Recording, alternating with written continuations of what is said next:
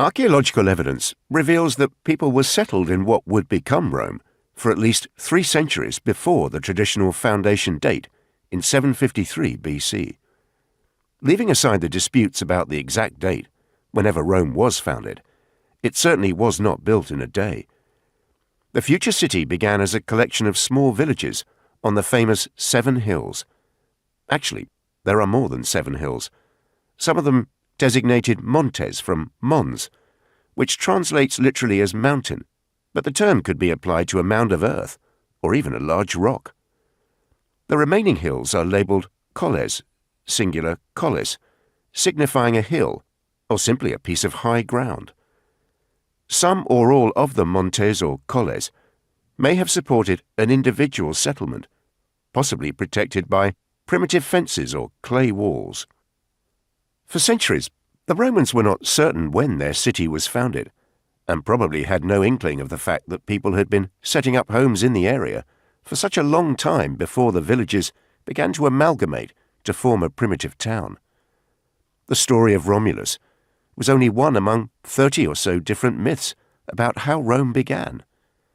No one was certain about the age of the city until the foundation date was established in the 1st century BC by Marcus Terentius Varro.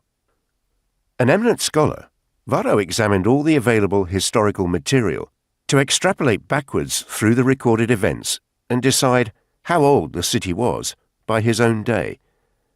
Other scholars had also tried to establish a date, but Romans of the 1st century BC were quite satisfied with Varro's foundation year for the city, which translates into modern dating methods as 753 BC.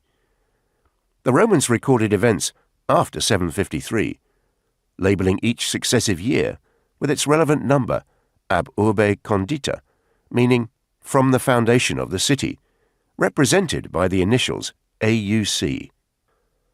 Ancient historians explain that after the foundation, Rome was ruled by kings, 7 in all, and during their reigns, Rome steadily became an established city with temples, shrines, and communal open spaces, such as the Forum Romanum.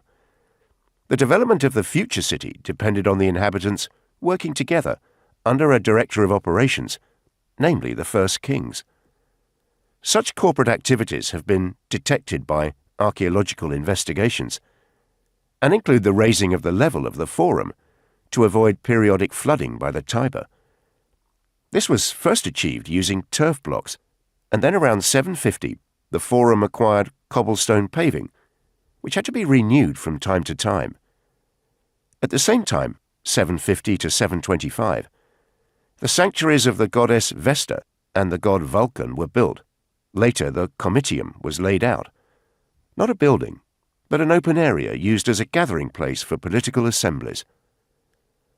Romulus, the legendary founder of the city and its first king, was succeeded by 6 further kings until the end of the 6th century, when King Tarquinius Superbus, the Proud, was ejected, and the Republic was established in 509.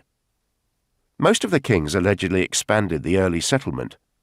Dionysius of Halicarnassus ascribes the enclosure of the Palatine and capital to Romulus, the absorption of the Celian to the 3rd king, Tullus Hostilius, the Aventine to Tullus' successor, Ancus Marcius, and the enclosure of the Esquiline and Viminal to the 6th king, Servius Tullius. The Greek geographer Strabo mostly agrees with this, but he prefers Ancus Marcius as the king who took in the Celian as well as the Aventine. As a geographer with an eye for terrain, Strabo makes the point that it was wise to include even those hills which had natural defences, because if they were left outside the city, they could be taken by enemies and turned into strongholds against the areas inside Rome.